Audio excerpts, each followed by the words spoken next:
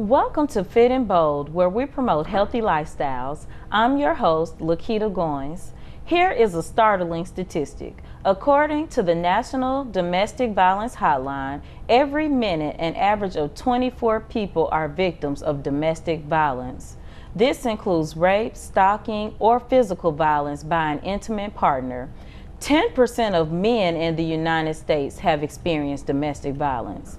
Fit and Bold will be doing a multi-part series on this subject because it often does not start with physical violence. Today we're going to focus part 1 on emotional abuse. And I have with me here today Dr. Rhonda Maddox. How are you today? I'm well. Thank you for having me back. Okay.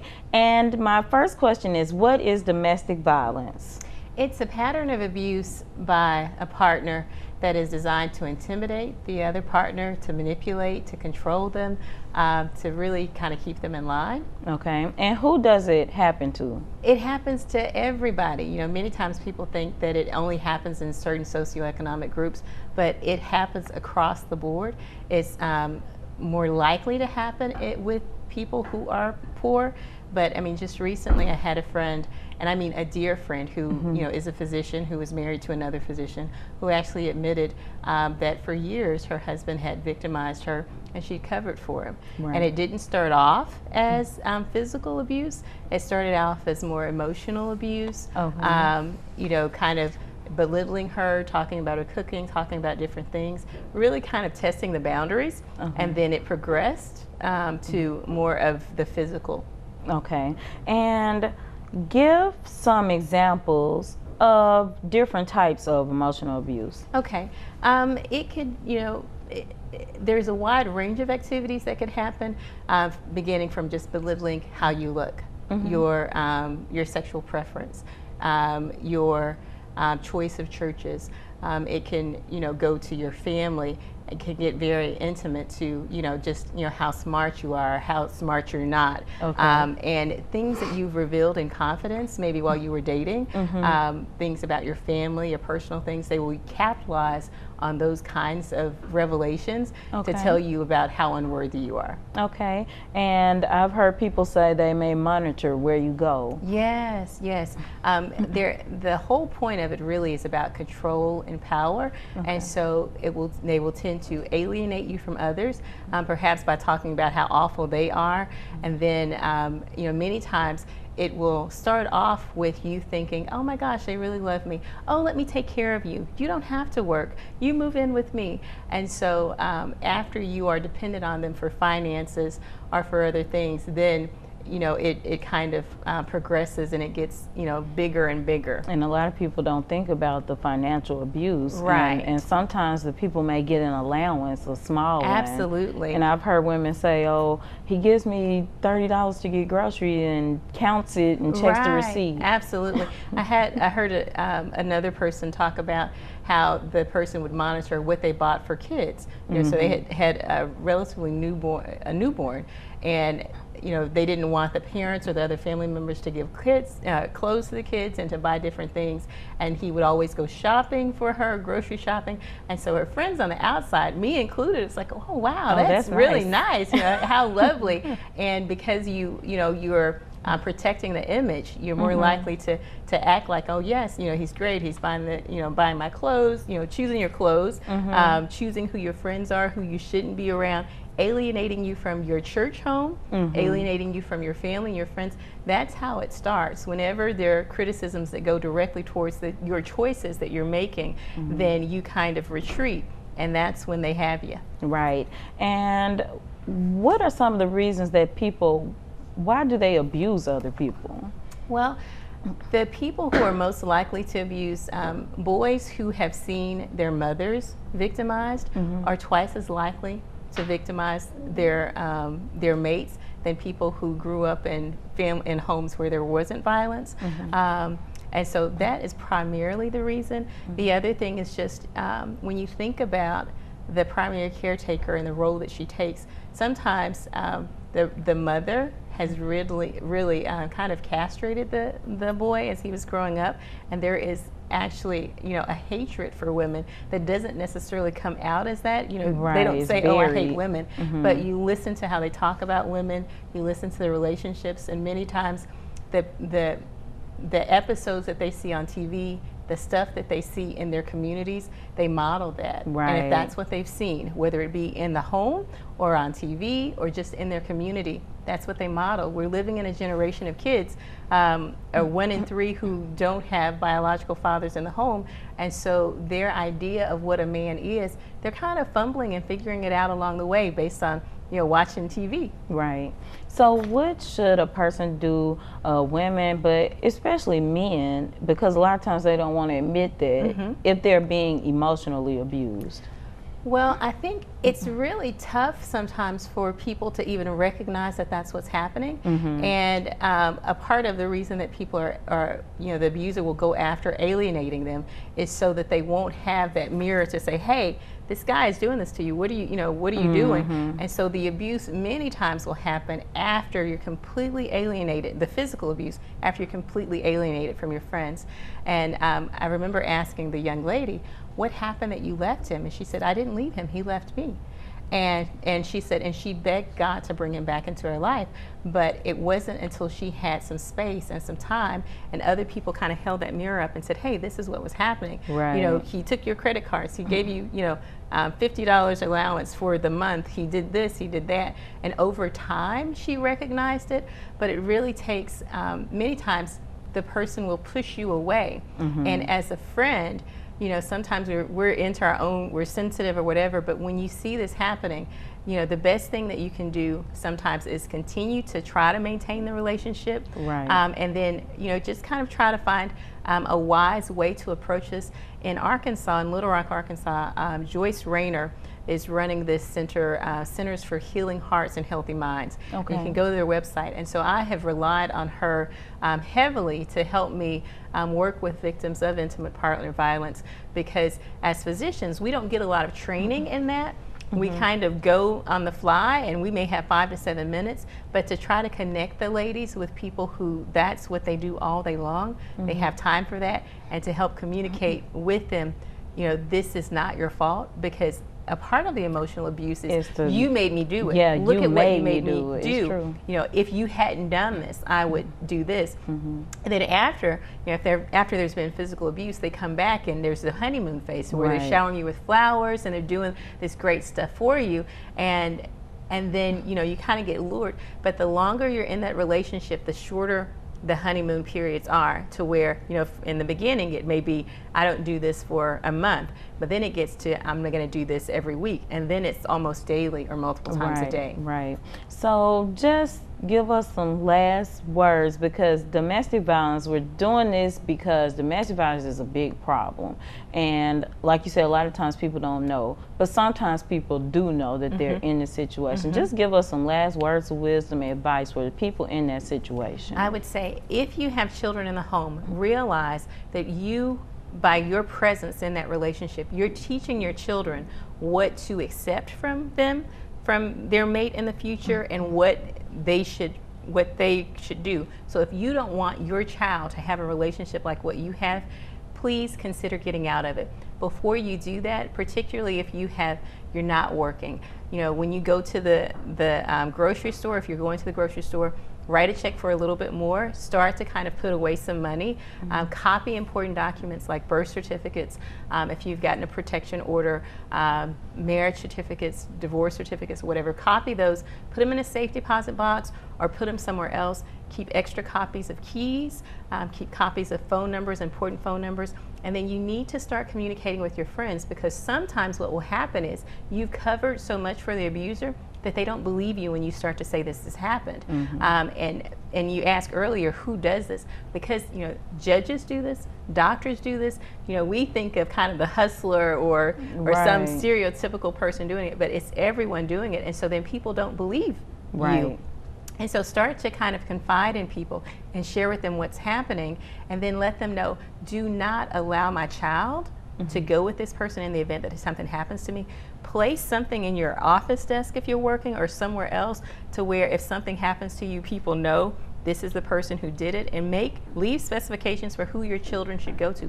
How tragic that something happens to you, and then the kids go with them. You want to take the ammunition out of the house, throw it away, put it in the back of a car or something.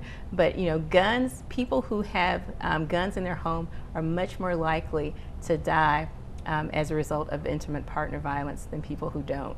So those are some of the things. There's so many more things that I want to share with you, but do consider going to Centers for Healthy Hearts and Healthy Minds. But Google Joyce Raynor, R-A-Y-N-O-R, in Little Rock, Arkansas. She has a wealth of information out there. Okay. Thank you so much for taking the time to talk with us today. We know it's a big topic, and if you stay tuned to Fit and Bold, we're going to be doing a part 2, part 3. It may even be a part 4 and 5. So when we return, we're going to be doing our Fit and Bold healthy recipe picks. Stay tuned. My throwing away a shirt or a shoe or a sock or anything that you're throwing away, you cannot visualize how that comes back into the system. If people don't understand that visual, then they're not going to recycle.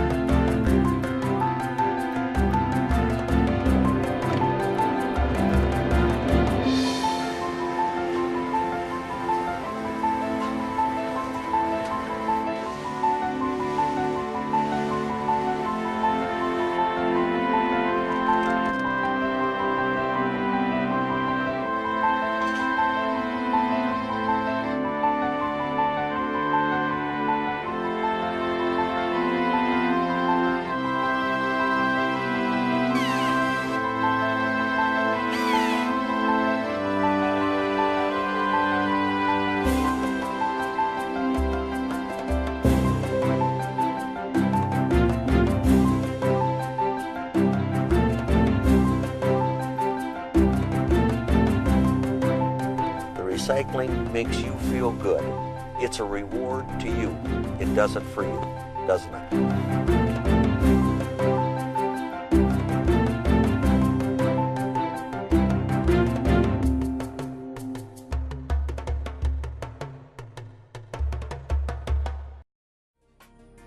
How did UAPB prepare me? The Business Marketing Program.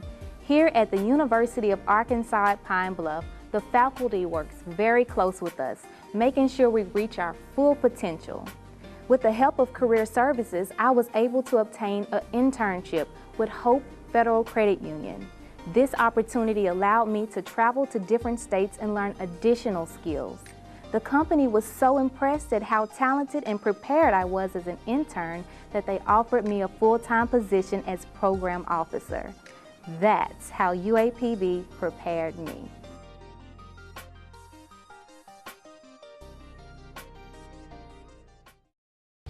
Welcome back to Fit and Bold. Today's Fit and Bold healthy recipe pick is baked plantain, and I'm just gonna do it like in chips. So this is it's like a banana-like fruit that you find on islands, but you can eat it in different ways. And I know it's dark, but with them, they're fine. On the dark spots, it usually means they're sweet. But for these purposes, I don't want the ends because I don't want the sweet part. So, which that's a personal preference. You can have the sweet chips as well. So I'm just gonna discard of the ends. And you can find these at the grocery stores in Pine Bluff, in Little Rock. They are available. Now, what condition they're in sometimes, that may be questionable.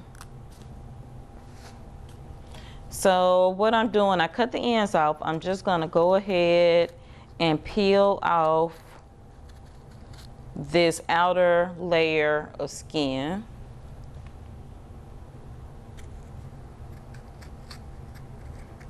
And normally it's a nice consistent color in the inside. This one was not, or this bunch was not the best when I picked them out.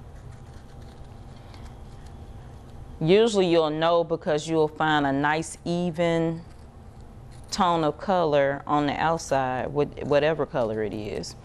So I'm almost done peeling here. Now for mine, this is going to be my only ingredient. You can add sea salt, but if you're trying to do a low sodium diet, they're fine just like this as well. Or you can do one of those salt-free seasoning blends. Now they're usually a little thicker than this, but at this point I'm just gonna cut it into slices. Now this is up to you as well. I'm doing thin slices because I like thin chips is what we're making, plankton chips. So I'm just gonna go down the line. Now another way to prepare these, and this is when they're still green, is mashed. So a lot of people will have mashed plantains and you just get them and cut them into bigger pieces and boil them until they're softer. And you can put like a beef broth or a chicken broth in them, and they are a wonderful substitute. They have vitamins in them because they are, I don't know if they're classified as a fruit or a vegetable actually, but they are healthy for you. So I got those sliced up pretty well. Now at this point you want to go ahead, your oven should have been preheating at about 350. But if you're gonna put your salt-free seasoning or whatever other seasoning on it, you wanna do it at this point, and you might even wanna spray like a real light olive oil on them so that the seasoning will stick. But at this point you'll put it on a baking tray or pan and bake it for anywhere between 10 to 15 minutes. So what I'm gonna do now, that is all the preparation. It's a really quick, simple snack. I'm gonna show you what they look like finished. And they taste wonderful. So that's one. And as you can see, I like mine thin, and I get them just until they start turning brown. But they're nice and crispy. And I'm just gonna go ahead and taste one. Very crunchy, very good. And this is a nice healthy snack that it took us about 2 to 3 minutes to prepare. So when we return, we're going to be with Mr. Meadows at the water aerobics class that is right here on the campus of UAPB and part of the Black and Gold Fit and Bold Wellness Program. They've had rave reviews. They've been featured in the Pine Bluff commercial several times. So let's see what they're doing to get healthy. Stay tuned. Surprise!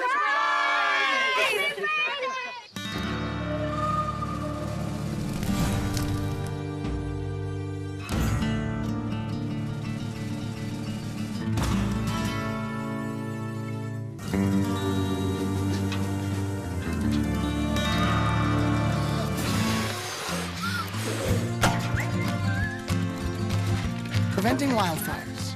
That's all Smokey wants for his 70th birthday. To Maddie, congrats on paying off all those student loans. Finally, right? How'd you manage that anyway? I started tracking my spending, changed a couple of habits. Wow. I'm kind of living paycheck to paycheck right now. I don't even know how I'm doing it. Well, have you tried saving a little? I want to, but where's that money going to come from? Bill collectors, they're the worst. Am I right? When it comes to financial stability, don't get left behind. Not home. Get tools and tips for saving at feedthepig.org. Hi, I'm Sunflower Wilson, a recent graduate with a degree in fisheries biology. As I begin working on my master's, I am confident in the skills and lessons that UAPB has taught me through instructors like Dr. Hawkness. Sunflower challenged herself with a rigorous course curriculum. Her efforts led to numerous presentations in front of scientific audiences at state and national venues. A National Science Foundation internship gave her the opportunity to go to Alaska and work with scientists examining crustacean physiology. UAPB prepares its students for opportunities like these every day. UAPB prepared me.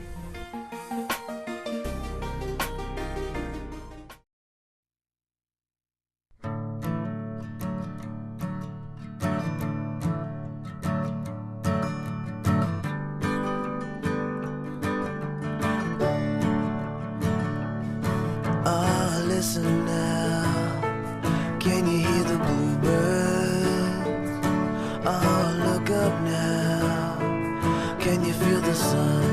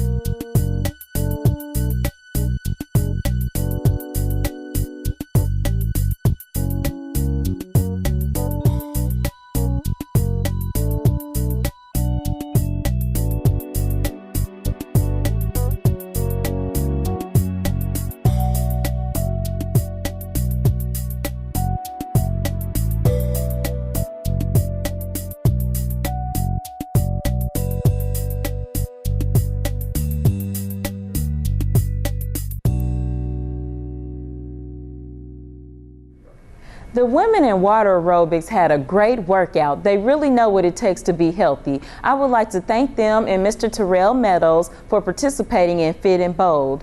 Remember, if you have any concerns, questions, comments, or you would like to participate on the show, please email fitandbold@uapb.edu. Also, you can contact Ms. Cynthia Anderson at 575-8000 if you would like to be a part of the water aerobics, lap swimming, Zumba, or line dancing classes. Remember, getting healthy is a lifestyle journey.